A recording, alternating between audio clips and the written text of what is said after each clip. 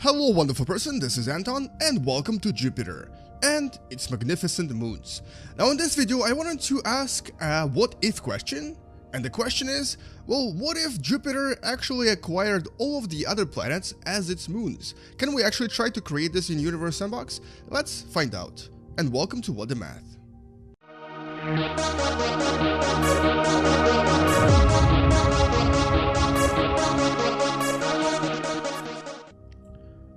So you may know a little bit about Jupiter and its 67 confirmed moons. All of them are actually visible right here, especially if I enable the orbits or the trails.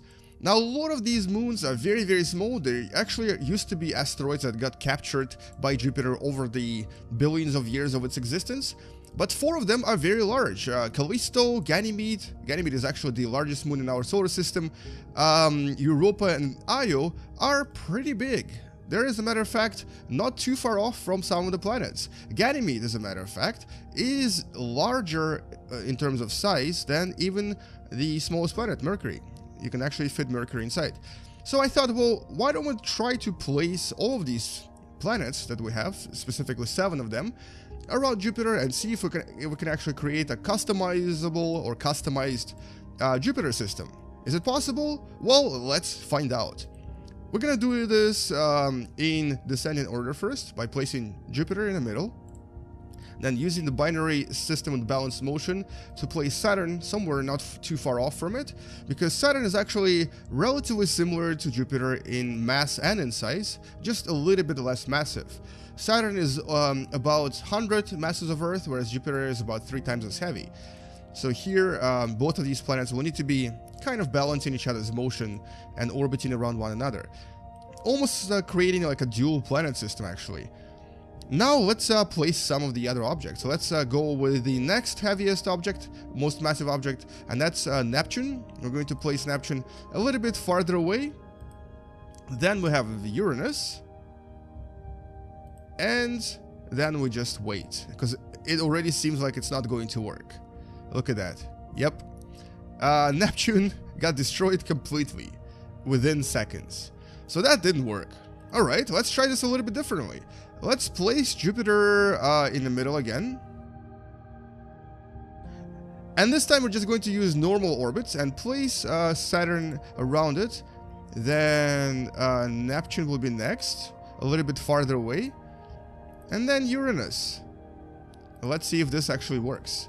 So we're going to wait right here, wait a few in-game weeks, and see if this works. And as you can see, both of these planets already kind of acquired a very interesting orbit around one another, with Neptune once again getting attracted too close and very likely being destroyed any second now. Unless I magically created a stable system, and I totally didn't. It is now part of Jupiter. And Uranus might be next, because this is definitely not a stable system either. So far, we kind of failed. So far, it's actually a lot more difficult than you can imagine. Alright, well, let's try this again. Attempt number 3. Let's try this a little bit differently. Let's place Jupiter first. And now start with the smallest planet, Mercury. We're actually going to create a miniature solar system. We're going to place Mercury here. Zoom out a little bit, place Venus. Zoom out a little bit, place Earth, and now place Mars. Let's run this to see if this is stable. And you can see Jupiter lighting up, and that's because there's actually a bug in the game where the tidal forces seem to affect the planet that objects are orbiting around, not the other way around. So there's a slight bug, that's why Jupiter is suddenly so hot, because of the tidal effects that it really shouldn't be getting. But as you can see, this looks pretty stable, right? We were able to place 4 satellites, which used to be planets, around Jupiter. Okay. Can we place one more? Let's go with the next most massive object, Uranus. We're going to place Uranus a little bit farther away. Maybe a little bit, yeah, right around here. And wait a little bit as well. Actually, we can probably place Neptune as well. And if things go wrong, they go wrong. Let's place Neptune, and now let's wait again. So we currently have 6 satellites, 6 planets orbiting around Jupiter, with only 1 missing, Saturn. And that's probably going to be the most difficult to place. As you can see, the system still seems to be kind of stable.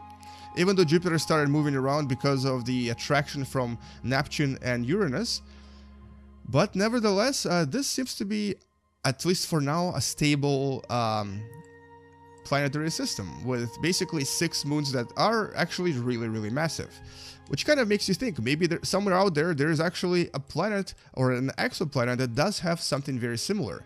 It might be very massive itself, and it might have really, really massive objects like Neptune, which normally would be known as super Earths. This is a type of a planet that is known as a super Earth, basically orbiting around that planet.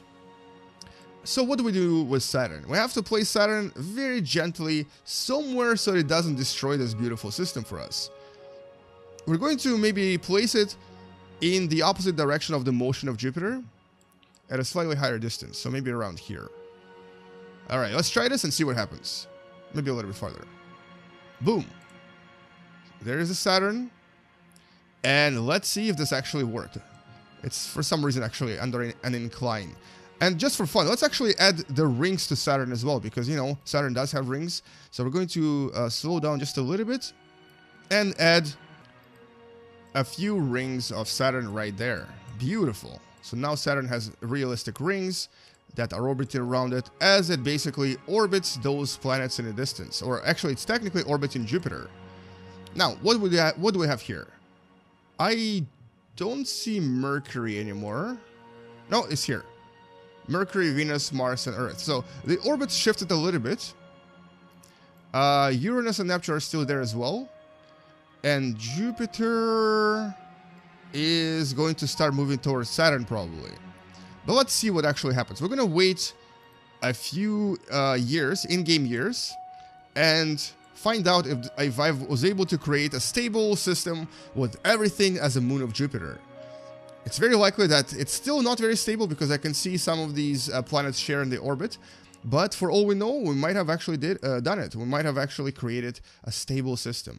And you can kind of see the rings of Saturn spinning right there in the distance. It looks very, very beautiful. But so far, so good. So let's see how long the system survives for. Because it's still not very stable. There's no resonance between the planets, meaning that at some point they might crash into each other. There's also no resonance between the larger planets, so they're going to at some point start attracting the smaller planets and pushing on Jupiter in a way that is going to destabilize other orbits. But I still would like to see how long this lasts for. So far, we've definitely succeeded, but I have a feeling it's going to be destroyed soon. You can already see Mercury slowly losing its orbit and being kicked out of the inner Jupiter system into the outer Jupiter system, where it might actually become a moon of what is this, Uranus or something else. Anyway, so let's accelerate this and just watch the magic happen at slightly faster pace. So you can see Jupiter is moving quite a lot. It's definitely being pushed and pulled, not pushed, but definitely pulled by various gravitational forces from Neptune, Uranus, and Saturn. And it's creating these beautiful shapes that I believe Vsauce very recently talked about. There's actually a name for the shape, and if you remember what it is, do post it in the description, or in the comments below, because I think everyone should know what this is called. And I'm not going to spoil it for you. Google it up, find out what it is. It's a very cool mathematical shape. And anyway, so looks like, I don't know what happened here, but our Saturn is very close to us, and its rings are going crazy. Its rings are actually out of control. We also kind of lost Mercury, I think. And Neptune just flew away as well, because Saturn decided to kick it out of the Jupiter system. I'm not sure if they're still in orbit. They might still actually be in orbit. We can check that by clicking the orbit here. And it looks like Mercury is definitely not. Mercury has definitely departed and flew away. So this is officially the end of that stable system that we created. It lasted for about 2 years. You can see that this is a size comparison of these planets. I clicked the chart accidentally, but it's a pretty good way of seeing the size comparison between the planets. But basically, there you go. So creating a stable system with Jupiter, where all of the moons are basically other planets, is very challenging for as long as Saturn is involved, because Saturn will definitely disturb the system. If it wasn't for Saturn, we probably could create something with Uranus and Neptune, because they're not massive enough to affect the system, but Saturn does have a lot of mass, and it's definitely going to create a lot of chaos. And, well, that's really all I wanted to say in this video. I wanted to see if we can do it, and we kind of did it for a little bit, but definitely not for a long time. Let's actually just compare the size once again, just so you can see how similar in size Saturn and Jupiter are. And Neptune and Uranus are significantly smaller, but they're relatively similar to each other. And then we have Earth, Venus, Mercury, and of course, a fragment that I think used to be... I think this used to be Mars. I think Mars actually got destroyed by something, and we totally missed it.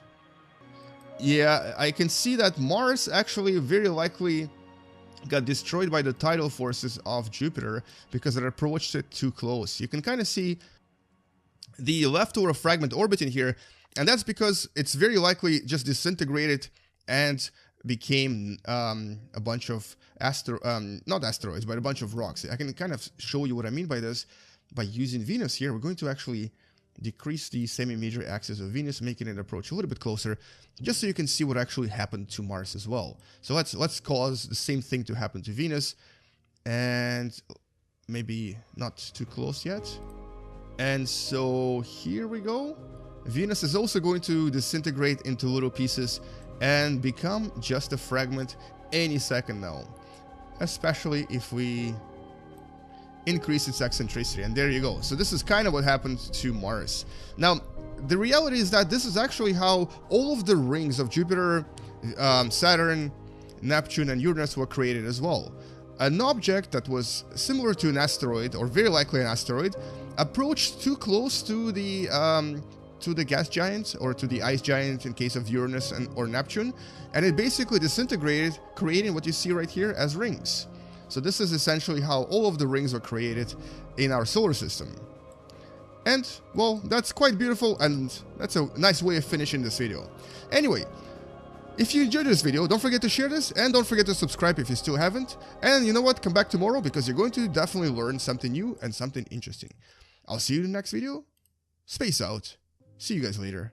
And as always, bye-bye. And just to finish this video, let's actually go into the powers here and basically halt all velocities and wait for everything, absolutely everything, to crash into Jupiter. So now we're going to have quite a lot of explosions happening because I've just basically stopped everything in its path, and everything is very likely going to fall to the most massive body, which is of course Jupiter.